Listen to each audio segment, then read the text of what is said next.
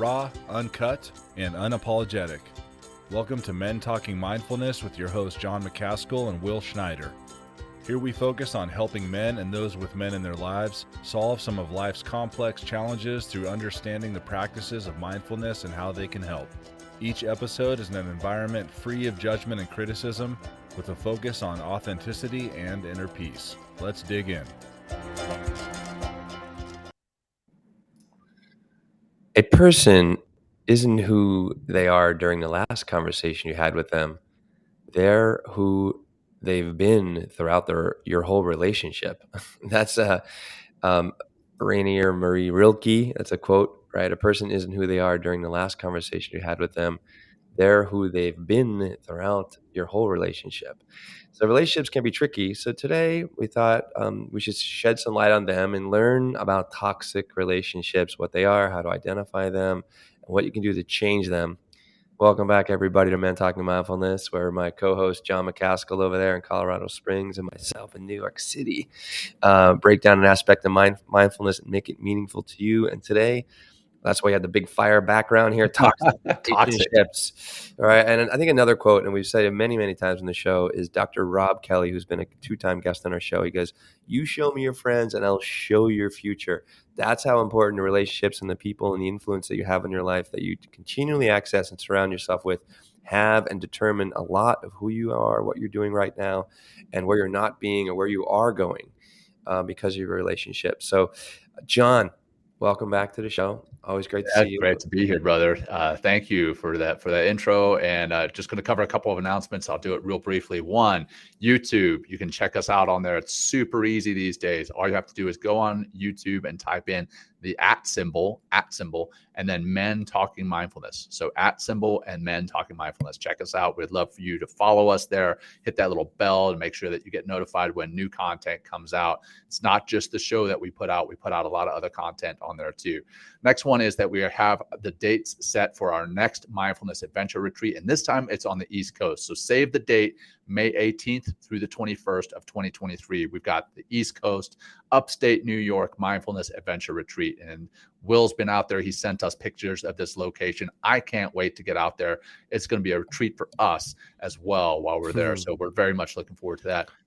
And then lastly, Will is offering a weekly Wednesday midweek refresh on Insight Timer. Insight Timer is a meditation and mindfulness app that's out there. Check that app out. We both have content on there, but Will is specifically doing a midweek refresh sesh at 6:30 p.m. Eastern. It's just 30 minutes, and that's every Wednesday.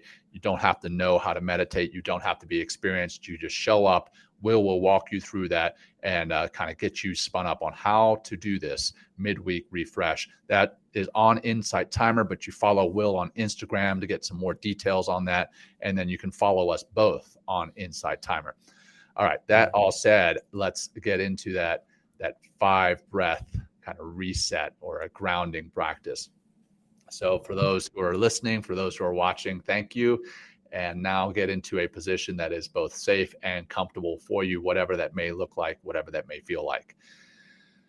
And then just bring your attention very intentionally to your breath, paying attention intentionally to your breath, what that feels like, what it sounds like, and all the other aspects, the physical aspects of that breath. And to really highlight that attention, force our attention in a way to our breath, we're going to do 5 intentional grounding breaths. Begin by breathing out as much air as you can, emptying your lungs, holding empty at the bottom. Deep breath in through your nose, filling from the bottom to the top, holding at the top, and release, release, release, empty, empty, empty, holding empty at the bottom, filling up from the bottom, deep breath in, all the way to the top, hold at the top, and release, release, release, nice and slow, letting it all go empty, empty, empty, holding empty at the bottom, deep breath in, filling again from the bottom to the top,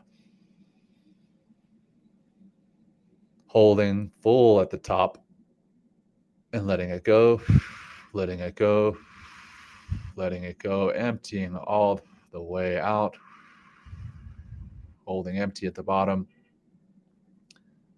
2 more. Deep breath in through your nose, noticing how your breath is coming into your body, filling up, and hold and relax, relax, relax. 1 more. Deep breath in, filling all the way up, all the way. 1 more sip, hold, and release. Release, and start to bring that movement into your body, micro movements, neck, shoulders, fingers. And here we are. Let's talk about some toxic relationships. Will. Yeah. Hey, the more we continue to do this show, John, those grounding 5 breaths are just so important to open up the mind, open up the ears, so you can really listen and receive. But it's also like, God, if you're in a situation where, you're dealing with a difficult person, taking those breaths can really make a big difference in what you do next. Right. A big difference. That's why we kind of always do these breathings, because it really just becomes a foundation of life, not just a foundation of our show. Right. So how about, let's define toxic? I thought it'd be good. Yeah. Right? 'Cause I think we know what relationships are, right? Like being and dealing Yeah. with another person. A toxic, I thought, was a very interesting word. And it's defined as very harmful or unpleasant in a pervasive or insidious way. That's what toxic is, right? Very harmful or unpleasant in a pervasive or insidious way. And even in the dictionary, they go on to quote a toxic relationship, right? But I thought insidious was really interesting too. Defining insidious, proceeding in a gradual, subtle way, but with harmful effects, right? So it just like says, not the toxic relationship is just one and done. It's slowly, gradual, subtle way with harmful effects. You may not see it as toxic right off the bat. Yeah, exactly. It could be a very slow decline, or negativity, more toxicity. So, before we get much further, I just want to bring in the last episode that we did on self-compassion, and how in Kristen Neff's book, she actually talks about toxic relationships and how a lot of the time, if we beat ourselves up, so the opposite of self-compassion, that self-flagellation that we talked about, a lot of the time we actually seek out these toxic relationships because they reinforce what we already believe about ourselves, the negative things that we already believe about ourselves. We don't deserve, we feel that we don't deserve, we think that we don't deserve any better. And we actually intentionally seek out these toxic relationships. So you got to be aware of, 1, what they are, and then 2, are you in fact actively seeking these out? And if so, why? Maybe that's tied to that lack of self-compassion. So maybe if that is in fact where you find yourself, go back and listen to that last episode on self-compassion, how to develop that and what it is, what it is. And then, and maybe you can help yourself out of that kind of self-flagellating cycle that you're in. So, and also I think it comes down to self-worth as well. Know that you are valuable, know that you have gifts, know that you have a unique contribution that you can bring to the world.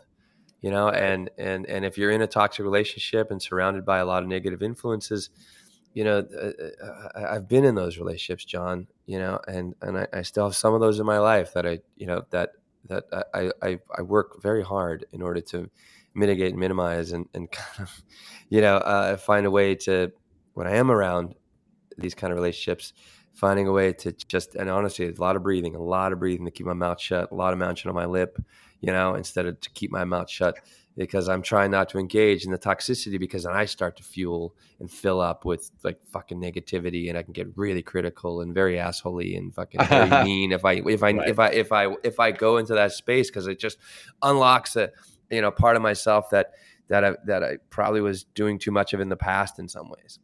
Right. So yeah, man. And we can find ourselves in those relationships, and sometimes, I mean, admittedly, sometimes we are the toxic one, and we have to be aware of that too, right? You just talked about being assholey, or I forget what term you used, but sometimes if you are aware and you notice, you're like, oh, wait a minute, I'm the toxic one here. So there's really two sides to the coin. Obviously, in a relationship, there's one of the person that is in that toxic relationship, and then the other person is the toxic piece of that relationship, and you have to be aware. And sometimes that could even go back and forth. Sometimes you are the toxic one, and sometimes you are the one that is in the toxic relationship. So I think it's important to know that. And then what makes a relationship toxic? Like, okay, so yes, you defined it very harmful or unpleasant in a pervasive or insidious way. Right. That's the definition, right? But really, what makes a relationship toxic? It's not always active. Maybe it's some passive aggressiveness or passive toxicity in your relationship. So let's talk about that a little bit. We're going to go. Yeah, I have a whole list here that I pulled from a good source online. One thing that's come up for me, John, is like, are you building someone up, or at least holding someone in a loving and kind way, or are you tearing them down? Yeah. Right. You know what I mean? And I think that's a very simple distinction, but it's like, and if you're tearing people down, then you're creating, toxicity in that relationship, but you're also, what the fuck is going on the inside that you feel you need to tear somebody else down? Yeah, right? I think probably a lot of it comes from narcissism, right? If you are in a relationship with a narcissist, you are most likely in a toxic relationship. I know we're going to go through the notes here, but as I was reading through the notes, I was like, well, a lot of this is tied to narcissism. So let's go through that list. We'll dive in here. Let me just note that what I'm going to read next is, it deals it's more with romantic relationships and spouses and stuff like that, but it still relates to other relationships as well. Sure. So the first one is lack of support. Healthy relationships are based on a mutual desire to see the other succeed in all areas of life. But when things turn toxic, every achievement becomes a competition. You don't feel supported or encouraged, and you can't trust them to show up for you. Instead, you might get the impression that your needs your needs and interests don't matter, and that they only care about what they want. That comes back to that narcissism. So lack of support, right? If you don't feel support in your relationship, you might be in a toxic relationship in some ways. How about this one? I'll read a few of these, John. You can read one. Yeah, you read them. Sounds good. So toxic communication. Instead of kindness and mutual respect, most of your conversations are filled with sarcasm or criticism and fueled by contempt. Contempt. Yeah. So that's another one. Toxic communication. Are you receiving love and kindness and support, right? Or mutual respect, or is your conversations, sarcasm, criticism, all the stuff that comes along with that?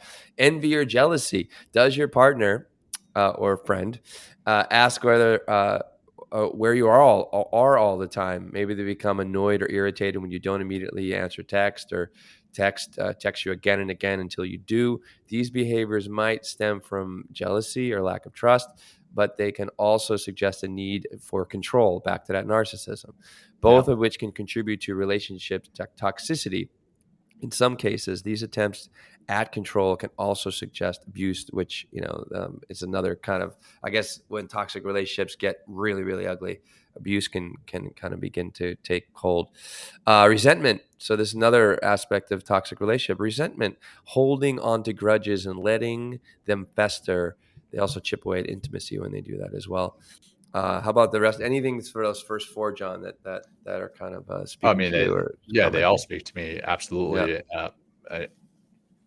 I've been in toxic relationships, and again, I've probably been the toxic one in some relationships. But now that I practice mindfulness and I'm more aware, I can make my own changes on both sides of that relationship. But continuing through the list, we've talked about resentment.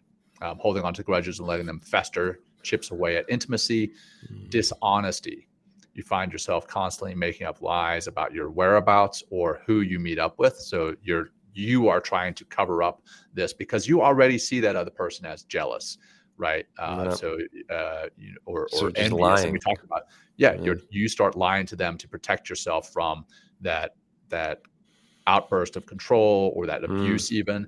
So you are being dishonest. If you find yourself being dishonest to cover your tracks, then you're probably in some level of toxic relationship.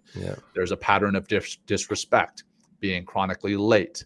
So this other person is chronically late, casually forgetting about events, quote unquote forgetting, and other behaviors that show disrespect for your time. So they are disrespecting your time. And I would say even further, your time, your energy. They disrespect you as a person. They basically view you as an object in their life. You are objectified by them, ignoring your needs, going along with whatever your partner wants to do, even when it goes against your wishes or comfort level. That's a sure sign of toxicity, lost relationships. You've stopped spending time with friends and family. Like, you've either done that actively or they've cut them off. They've forced you to cut them off. I know some people who are in my life right now who have been cut off from me, been cut off from other members of my family and friends circles because of a controlling, toxic person in their lives, which, that's painful for everyone. But there's and that's fear-based on the person being toxic, right? So they fear potential loss. So that's, narcissism is probably a foundation for a lot of toxic relationships, but also fear. Like, if you can see that they fear loss, there may be potential for toxicity in the relationship. Not always. I mean, fear of loss is a human thing, but when they take that fear of loss and they activate it to making you separate yourself from your friends, your family, your colleagues, because they feel that those people are going to steal you away, then that's a toxic relationship. So yeah, man. And real quick, I just want to cover that this is from healthline.com. And this is Cindy Lamoth, I believe it's pronounced, Cindy Lamoth. This is her list of signs of toxic relationships. A lot of the stuff that we provide on the show, is obviously not our own content, but we pull it and we provide it to you guys as a resource, because sometimes you're not going to take the time to look this up. You may not. So we want to be that resource for you. So I want to make sure we give credit where credit is due. So that's healthline.com, and the author is Cindy Lamoth. So sorry, man. No apologies. I think it's like, we also want to be helpful. Like, we want, we want to give whoever's listening a little nugget that they can hopefully incorporate in their life in some way and make a change. Right. I mean, it's all started one little dominoes, one little change, or next little change. What I'm also hearing, or what I'm feeling, is this need for in a toxic relationship, the need to control everything. I think we need to do an episode on that. We'll do an episode on controlling or controlling like people. It's like, because it's like, it's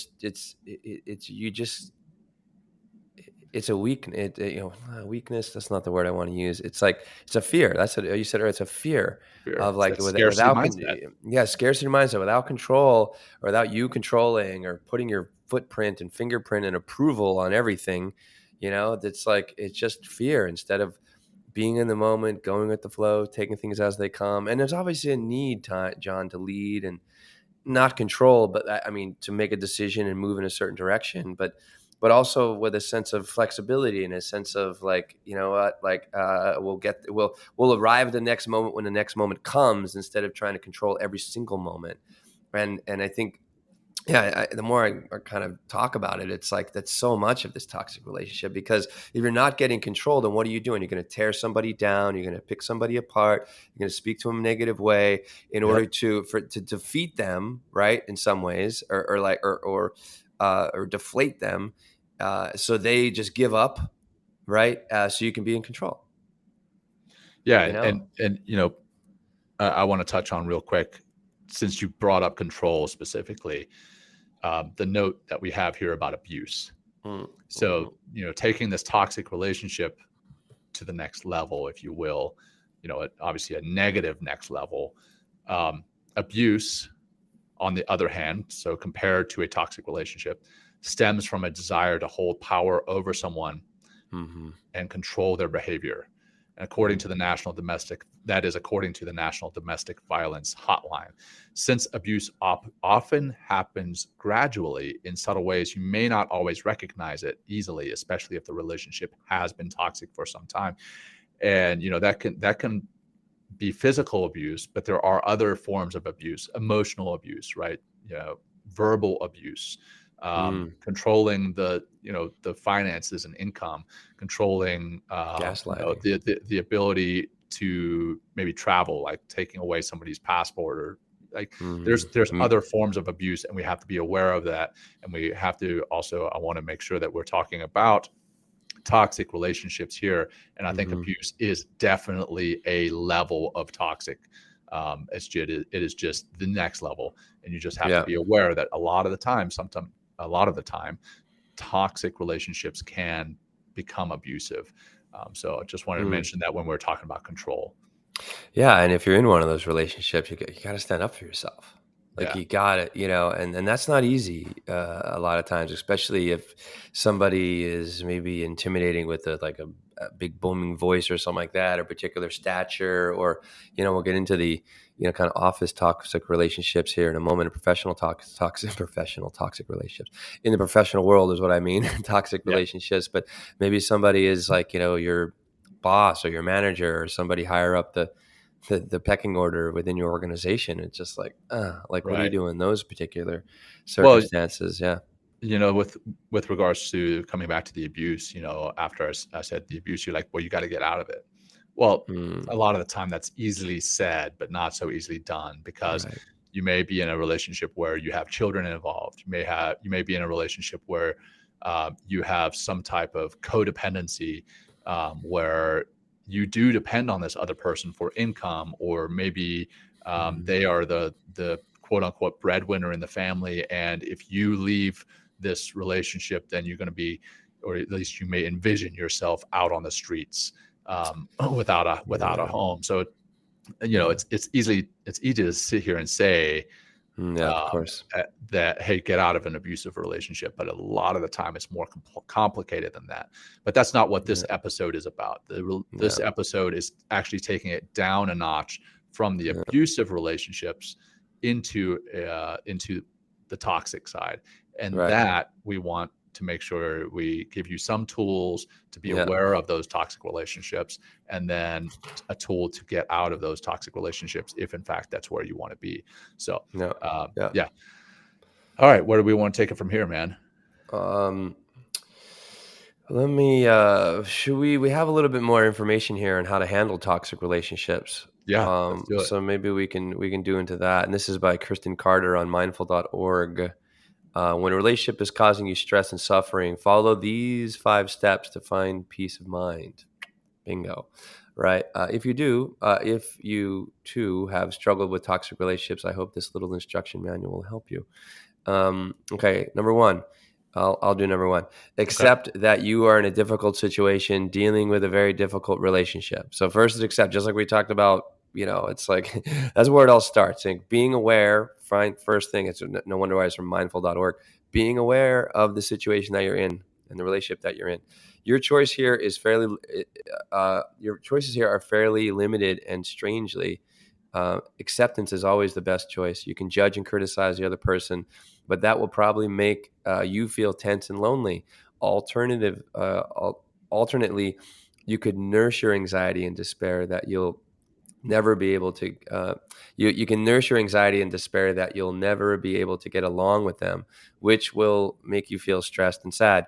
You can definitely deny their existence or pretend that they aren't bothering you, and you can block their texts and emails and avoid every situation where they're turning up. Okay, what am I missing here, John? I think this is that's everything that you could do, right? But that's not the acceptance. So that's the exact opposite of acceptance. That is resistance, and none of that is going to protect you. So it goes on there with, ironically, these tactics will allow the other person to further embed themselves into your psyche. So like, okay, you're blocking the text, you're blocking the emails, you're intentionally avoiding them. Well, now you're avoiding places that you may run into them. So in a weird way, that's controlling. They're in your psyche. Like, okay, why are you not going to this particular restaurant? Why are you not Why are you not going to this particular They're gym? still controlling you, right? They are controlling you indirectly. So that resistance is actually letting them further embed themselves into your psyche. So what does work is the opposite of the resistance, is accepting you are in fact in a toxic relationship. And then this gentle acceptance does not mean that you are resigned to a life of misery or that the situation will never get better. Maybe it will, maybe it won't. And again, this is a quote from Christine Carter from mindful.org, the different ways that you can get out of or manage a toxic relationship. So you accept the reality of a difficult relationship, allows us to soften. And here's the big piece. All right. This softening will open the door to your own what? Compassion, right? So we talked about compassion last week, and specifically self-compassion. And then she goes on, trust me, you are going to need those things, the compassion and wisdom. So that's why she talks about acceptance. And she initially covers the opposite of that, is the resistance, right? But then she goes into why the acceptance is so important. So going to number 2 for you, man. Okay, the other person, sorry, God, I gotta slow down. The other person will probably tell you that you are the cause of their bad feelings. Of all their bad feelings. The other person will probably tell you that you are the cause of all their bad feelings. This is not true. You are not responsible for their emotions. You never have been, and you never will be. Don't take responsibility for their suffering. If you do, they will never have the opportunity to take responsibility for themselves. Wow. So there again. So I guess, staying on your side. So don't be, I mean, don't put up with their bullshit, I guess. It's just like, it's like I feel the toxic relationship, the person that is being toxic is just almost putting on some sort of costume, right? Some sort of a monster costume or something like that, or bad, you know what I mean? Because it's just like they're hiding behind something, right? They're hiding within something and behind something, and they're scared. They're fucking, there you go. Thank you. You just scared. really, Absolutely, wow. They're scared. They're fear. They're scared. They're scared of admitting that they have a flaw. They're scared of admitting that they themselves are the reason for their own emotions. They're scared. That's what it is. And maybe with people like that in your life, John, then bring compassion. Like if you can identify somebody that is scared like this, just like, wow, like that's, what are they scared of? Sorry. Right. Yeah. Who knows? Right. What's the unmet need? Yeah. Right. And a lot of the unmet needs that happen in the world, just to be seen, just to be heard, just to be accepted, just to be loved, just to be appreciated, just to be respected, and it's like, and maybe, you can change in that moment, you can change that relationship really quickly by I don't know, even take it further. You could not just change that relationship, but you could ultimately change that person for the better. And then the rest of the relationships that they are in could become less toxic. So, if you're in a romantic relationship with someone and you see that there's fear there, and you are compassionate with them and you understand that, and you accept them, and and I'm not saying that you need to accept every single toxic relationship that you're in, but it could be a helpful tool. But you could, in fact, help this person realize that they are being toxic, maybe not call them out for being toxic, but help them realize that they have some challenges that they can overcome. And then if they do, in fact, overcome those challenges, then they can be a better friend with other people. They can be a better colleague in their professional settings. So you potentially changing your relationship could potentially change that person, which could potentially change other relationships that they are in. So I think that's an important piece to realize is bringing that compassion into the relationship. Yeah. And I actually have, I'll mention after we kind of go through this a little bit, there's from the C-Cares course again that I'm taking, or I have taken, depend on when you're listening to this podcast. There's actually some ways to kind of address that, that is non-threatening, but also standing up for yourself. So you want to tell the truth, John? Yeah. So, we talked about identifying ways to identify. We walked through a list of like things that you could use to identify that you are in a toxic relationship. And one of them is lying. So why do you lie? So the flip side of that is tell the truth. So a lot of the time you're lying to avoid upsetting the other person. You become complicit complicit in the creation and maintenance of their reality, which is poisonous to you. So tell the truth. For example, they might ask if you forgot to invite them to a party. And you can easily say, yes, it was a mistake, and that they didn't get the evite, or did you check your spam folder, or whatever. Lying is stressful for human beings, maybe the most stressful thing. Lie detectors detect not lies, but they detect the stress and fear that lying is causing. This will not make the relationship any less toxic. So instead, tell the truth. Be sure to tell them your truth instead of your judgment or what you imagine to be true for other people. Don't say, I didn't invite you because it would stress mom out too much to have you there, or I didn't invite you because you are a manipulative drama queen who will find some way to make the evening about you. Instead, tell them your truth. Okay, so here, coming back to that example, here's your truth in that example. Tell them this. When you are in my home, I feel jittery and nervous, and I can't relax. So I'm sorry, but I didn't invite you to the party. I'm sorry that I've hurt your feelings. Now, that is going to hurt their feelings, but it's also going to change their reality. Rather than creating and maintaining this false reality for them, now you're actually telling them the truth, and now that's going to change their perception of themselves, and maybe they're going to become less toxic. So it takes that courage to tell that truth, but it often makes people angry, but they will probably be mad at you anyway, no matter what you do. So might as well do the good thing, the right thing, and tell them the truth. So there you go. Tell the truth. They're probably just angry at themselves in some ways, and now they're just making it toxic for everybody. Yep. Wow, that's a lot, and I really like the beginning. And the side aspect is, hey, if they've been a toxic jerk to you this whole time, and you tell them that, they may not want to hang out with you anymore, and boom, you're out of the relationship. Yeah, you're free. You're free. Right. I thought it in the beginning, when you lie, perhaps to avoid upsetting them, you become complicit in the creation and maintenance of their reality, which is poisonous to you. So you're actually, again, they're controlling you by you lying, because you don't want to upset them. You don't want to control them. So it's just like, wow. I mean, it's like, I'm feeling, you're just propagating it, right? For others. So now they go into other relationships with this reality that you helped to create and maintain, and now they're going into other relationships still believing that about themselves. But if you reverse it, you kind of put a stop to that reality, you're saving others, and you're saving them from being toxic in other relationships. That's true, and you're saving your future from or your time from future distress by getting out of this and being honest. And it's like, wow. I mean, how right. Wow. I mean, as I'm reading this, I'm like, oh my God, I start to calcify in some ways. I'm like, oh, I just want to get angry. I get rageful like the fire.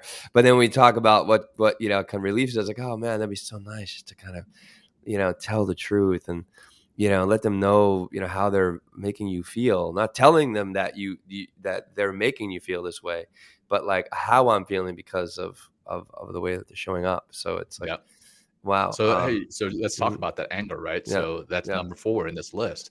Okay. If you feel angry, you want to take that one? Yeah. If you feel angry or afraid, bring your attention to your breath and do not speak or write to the person until you feel calm. Right. I mean, that's huge. I don't think a lot of people get this. Like, maybe it's a hard lesson. Like, it's taken me a long time to not respond emotionally. That's another way of saying this. Do not respond emotionally, and don't react. Yeah. Don't react. Yeah, exactly. Don't react emotionally, and don't react at all until you don't have those emotions. You have a clear mind, a clear objective view of the situation, and then you can engage once again. I mean, that's really, really important. So it's normal to connect with. Sent us this great, I think it was a meme, or maybe it was a LinkedIn post, where it says if you stare at a pot of boiling water, you cannot see your reflection, right? And the metaphor there is that when you calm that boiling water down, and now you can look at it when it's cool and it's just still, you can see your reflection. Well, that is us. When we are that boiling pot, we can't even see ourselves, and we act outside of our normal ways of being. So rather than acting in that boiling moment, in that moment of anger or The fear. fire. Yeah, we're basically on fire, like the background here, right? We are on fire, and we act outside of our normal ways. Yeah. Calm yourself down, excuse yourself, and I'll let you take it from here. No, But I it's just wanted fine to because catch that meme. I thought it was perfect. No, I love it. Yeah, it's so true. It's normal to want to defend yourself, but remember that anger and anxiety weaken you. Okay? Remember that anger and anxiety weaken you. Trust that soothing yourself is the only effective thing you can do right now. And you need to, if you need to excuse yourself, go right ahead, step out, even if it's embarrassing, or it leaves people hanging. I mean, it's like, at least even in that moment, John, if like, I'm really getting rageful for someone, whatever, spilling ignorance or trying to like spill their ignorance on me or trying to make me feel or control ways. Like just even that act of like leaving the fucking room without even responding, like that says something, a tremendous amount without even saying a word. Right. Right. Oh, I that's mean, that huge. just kind of puts everybody on notice in some way. It's like, oh, what? We're not going to put up with this charade anymore. We're not going to, you know what I mean? Like, the asshole isn't going to get his way again. Right. Right. So, that's a real powerful movement, like a real powerful action, taking yourself out. So, love it. Keep going, John. Yeah. So the last one that we have is have mercy. So Anne Lamott defines mercy as radical kindness bolstered by forgiveness, and it allows us to alter a communication dynamic, even when we are interacting with someone mired in anger or fear or jealousy. We do this by offering them a gift from our heart. You probably won't be able to get rid of your negative thoughts about them, and you won't be able to change them, but you can make an effort to be a loving person. Can you buy them a cup of coffee? Can you hold space for their suffering? Again, we talked about a lot of this comes from their fear, their pain, their angst, their jealousy. So can you hold space for their suffering? Because that's what all those are. Those are forms of suffering. Can you send a loving kindness meditation their way? Right?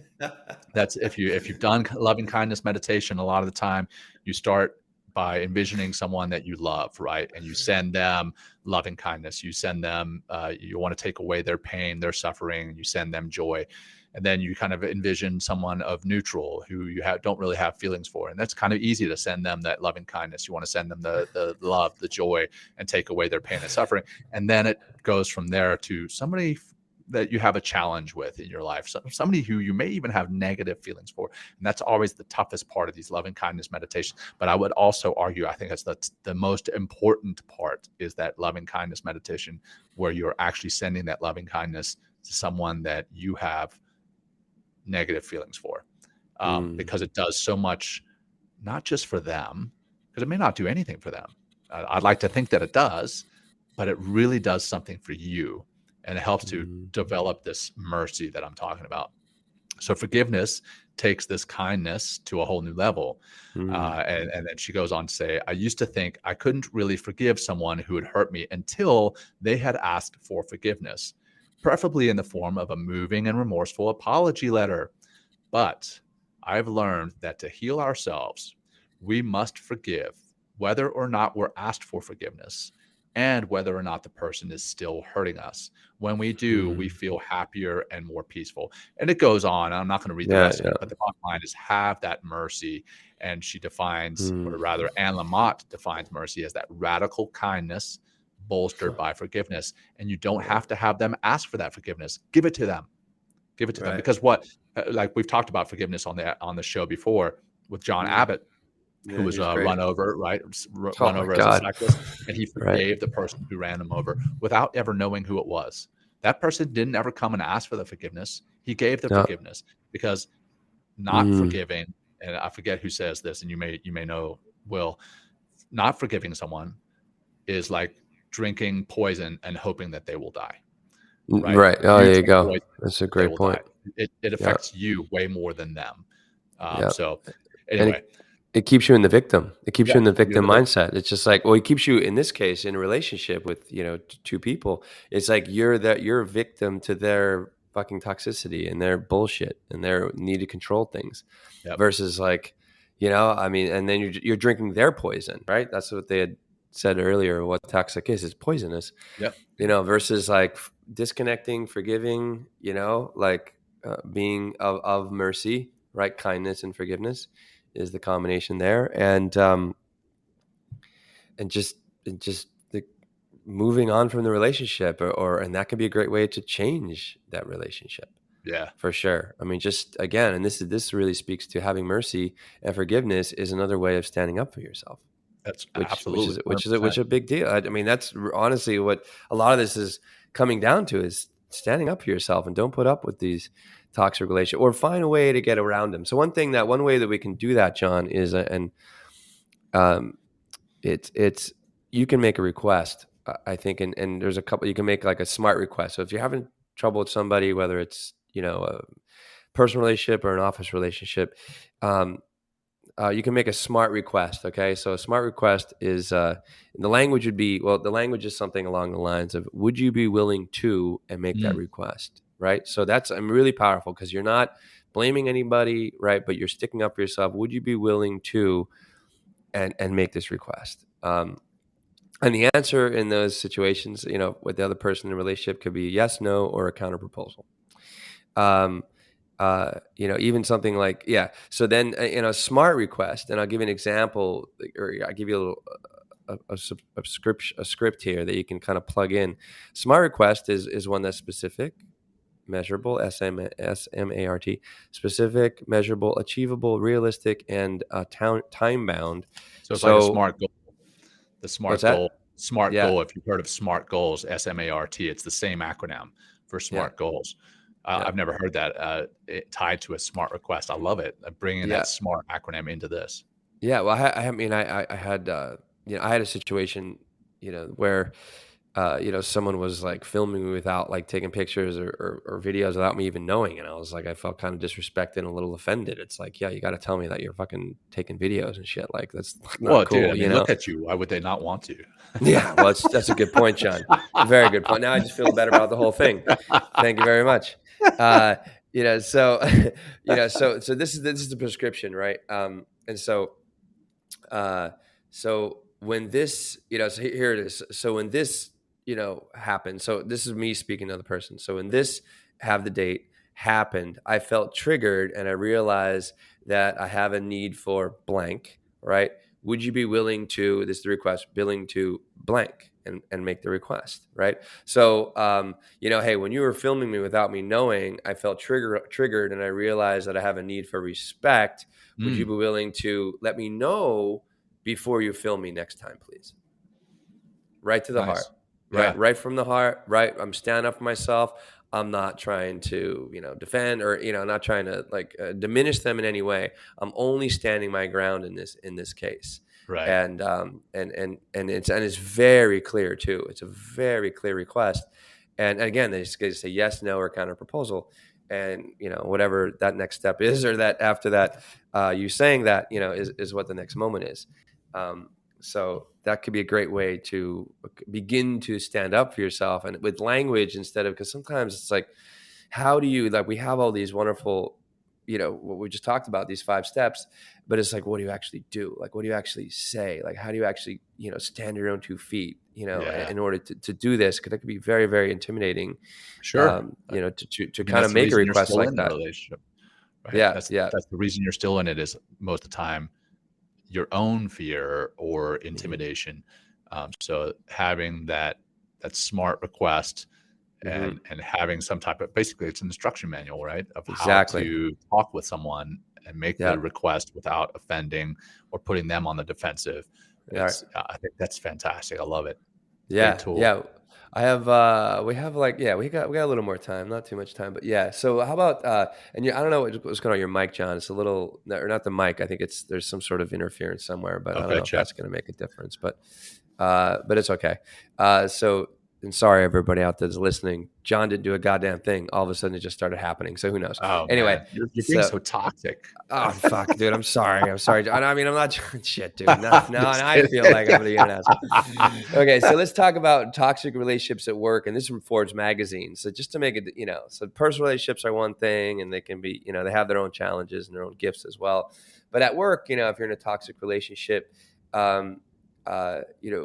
this is like what they had written, or what, like these, I don't know how many, 7 or 8 here, is like calmly speak up. Like if somebody, your boss or your coworker, is like, bullying you in some way. They talk about bullying in the office. It's like, it's still like, you think, I don't know if it's in high school, but Forbes goes on to quote, it's like 27% of people in the office are experiencing bullies, and toxic relationships. of bullying in the fucking office.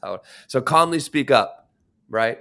Is it calmly, I think, is key here, right? If another option is connect with your manager, be like, hey, I'm having trouble with this person, that, whatever. Connect with your manager. Set boundaries. It could be like, if that toxic person is coming your way, and they have a meeting or whatever or something, and are asking for your time. It's like, I only got 15 minutes, or I only communicate with me through email, or only this, or something like that. So, this is another one. Don't counter gossip, because then you're just creating more toxicity in the office. Then you're being toxic yourself. You're being toxic yourself, right? And it's like, I learned that, John. Oh, I got fired from a yoga studio when I first started out years ago. And I didn't like this. I just tell this story quick. I was teaching at, it's like the second studio I ever taught at. And I just didn't like the way the owners were conducting their business. They would come in, to take a, this is the one thing, this is what really pissed me off, and realize, like, who the fuck are these people? Why are they treating us this way? So they wanted to come in and teach one of their classes. They didn't live in New York. They lived somewhere else, but they would just drop in, and I'm going to teach like, 2 Saturday classes or something like that. They would take the class away from the teacher without compensating them at all. They would just take it away. Wow. Which is like, I would think, like, well, give them, giving them their fucking money if you're taking their class or something. Like, they work for you, show them a little respect. So this is like, developed toxic feelings for this particular woman. Yeah. And, and she wrote a book called something like, Your Best Life Ever, or something like that. And it was just like, I read a few pages. I'm like, oh my God, this is just a rambling, unedited fucking, I was like, wow. Like, I know I'm judging right now as well. And I was just like, wow. I was like, I just couldn't believe it. You're aware of it. Yeah, I'm being aware. But I was also getting clued in through her writing about what she's all about. And it was just so much about, there's a lot of expressed narcissism in a book, and how I should live a life like hers. But, I'm seeing how she lives her life, and she's taking away classes from teachers and shit. Yeah. So, and she was all about promoting her book at the studio and this and that. And it was just like, oh my God. Like, I don't think she has a lot of value in this book. And I don't think we should really be promoting this book, but it's her studio. And the one day I was talking, I gossiped. I fucking was gossiping to another teacher. A student overheard me talking about this woman and my feelings about her book. And then the next day I get called by the manager, and I got freaking fired, right? Because of the gossip. I owned up to the gossip, and said, I'm sorry, explained myself. I think in the way I just explained about, how she was, I was very unsatisfied with her taking classes away from myself and other teachers just because she wanted to teach because she was in town.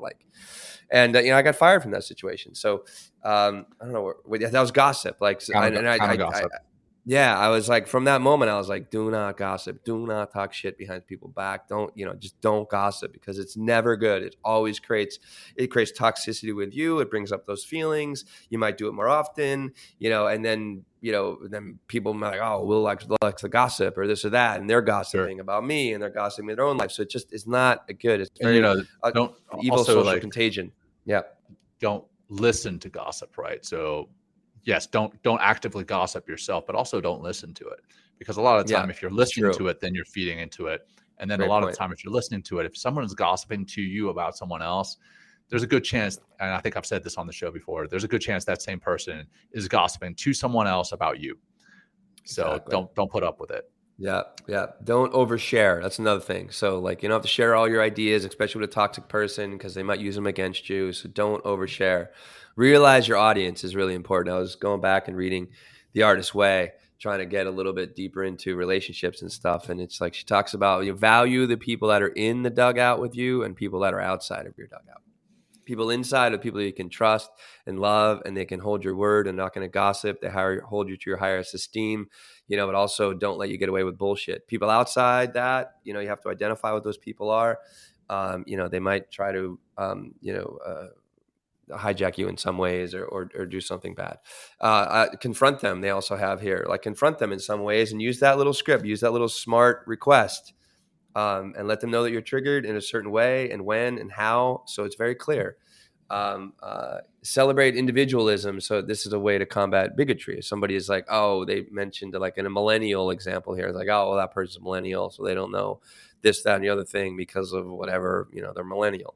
So celebrate individualism in the office, because it's really what makes a corporation thrive, and this is where our country thrive in a lot of ways. And this, our city, I live in New York, is the individualism and the and then don't conform, to the toxicity, to the behavior, to any thing that does not align with your values. I think is a good way to probably put that. And then document and follow up. So if and you can talk to your manager in some ways, and not trying to get this guy fired or whatever. I mean, that's not the point. Like, if this person is being an asshole, then if he's been an asshole to you, then where else is he being an asshole? So right, exactly. Yeah, exactly. Cool. Good stuff, man. And unfortunately, I do have to roll, like we've covered before. So we are cutting this show a little bit short. There's more here, and we want to be a resource for you. We may do another follow-up show on toxic relationships, but this is all, unfortunately, that we can afford to do at this time. So that said, we'll do a quick closing practice and wrap it up in a nice bow for you guys. Will, you want to do a quick closing practice? Awesome. Let's just do 3 breaths, everybody, to get into that calm and peaceful place. Exhale out. Big inhale through the nose. Exhale out very softly and slow. Bigger breath in. Let it go. One more. Okay, let it go.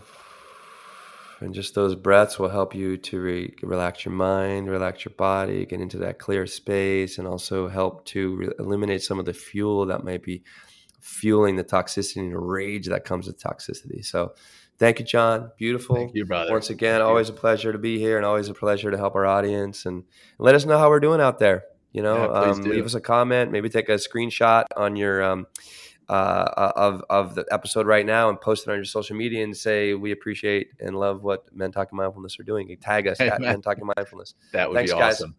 Thank you all. Until next time. Peace. Joining us today. We hope you walk away with some new tools and insights to guide you on your life journey. New episodes are being published every week, so please join us again for some meaningful discussion. For more information, please check out mentalkingmindfulness.com.